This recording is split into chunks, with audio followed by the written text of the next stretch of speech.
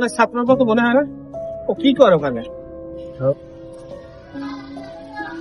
এই বাবা, তুমি কলেজে পড়ো না, সরকারি ডিগ্রি কলেজে? হ্যাঁ, তুমি এখন এই দুপুর 12টার সময় তুমি কি করে এখানে? কলবাড়ি তো নির্জন জায়গা, এখানে তো ভূত পেতের আশ্রয় থাকে। তুমি বাসায় যাও, বাসায় যাও। তোমার কলেজ নেই? আমের সমস্যা কি? আমি আনবি যা হরি না হরি আমের কি? আমার এখানে সমস্যা কিছুই নেই, কিন্তু তুমি তো একটা মনে হয় দেখিয়া ভদ্রঘরের সুন্দর একটা ছেলে। তুমি এখন লেখাপড়া করবা, পড়াশোনা করবা, কলেজে থাকবা। কলেজ ফাঁকি দিয়া এই কলবাড়ির মতো জায়গায় নির্জন, এখানে তো গাঁজা মদ থেকে ভালো খারাপ খারাপ জিনিসগুলো হয়। তোমার এখানে তো থাকার কথা না। আমের তো আমি জিগেই নেই আমি আনবি কি হরি না হরি। আমার কাম আমি নেই, আমি আমার বাইরে থাকি, আমি গাঁজা খাই না মদ খাই, আমার বিষয়। আমি তো আমার জিগেই নেই। এটা তুমি কেমন কথা বললা? তুমি তো এটা একটা ভালো একটা ছেলের মতো কথা বললা না। তুমি ঠিকভাবে কথা বলো।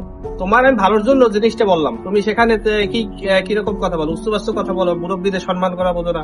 কি অবস্থা? আমি তো আমার এত কথা জিজ্ঞেস করিনি। আমার মন চাইছে আমি এই খারাপ দিস আমের কামে আমি যান, আমি আমার শান্তি থাকতে না। তুমি অসভ্যর মতো কি সব কথা বলো? তোমার কথাবার্তা কিছু হয়? তুমি একটা কলেজের স্টুডেন্ট মতো কি কথা বলো? তোমার বাবার নাম কি? তোমার ঠিকানা কোথায়? বাসা কই তোমার?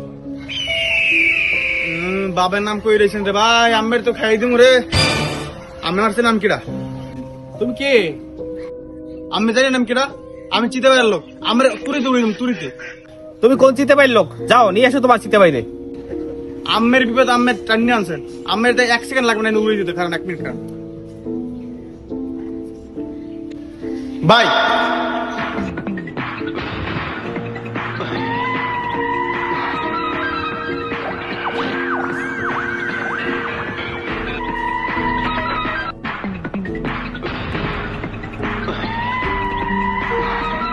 ছোট কি হয়েছে? ভাই এইও তুই রাজু, তুই ভাই আমনে তুই আবার চিতে হইলি কবে?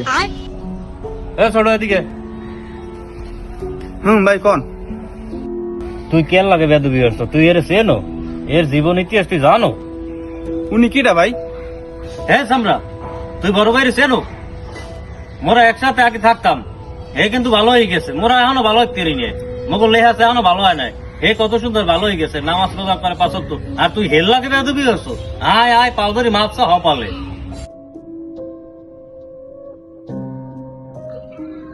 দাঁড়া, সমস্যা নেই। শোনো, আমি তোমার ভালোর জন্য বলছি। কেন? কারণ স্কুল কলেজে পড়ো তোমরা আগামী দিনের ভবিষ্যৎ। তোমরা যদি ঠিক মতো স্কুল কলেজ না করো, সুশিক্ষিত না হও, তোমরা আমাদের দেশের জন্যই অমঙ্গল। এরকম নির্জন পরিবেশে যত খারাপ ছেলে পেলেরা আসে, তুমি ভদ্র ছেলে কলেজে পড়ো, তোমার এখানে থাকার কথা না। সেই জন্যই আমি তোমার ডাক দিচ্ছি। যাই হোক, এখন আজকালকার অবস্থা এমন হয়ে গেছে যে ভালো কথা বললে ভালো কথার মূল্য নাই। তুমি রাজু নিয়ে এসে, রাজু আমার ভাই, ওর সাথে চলাফেরা এই দীর্ঘ অনেক দিন থেকে।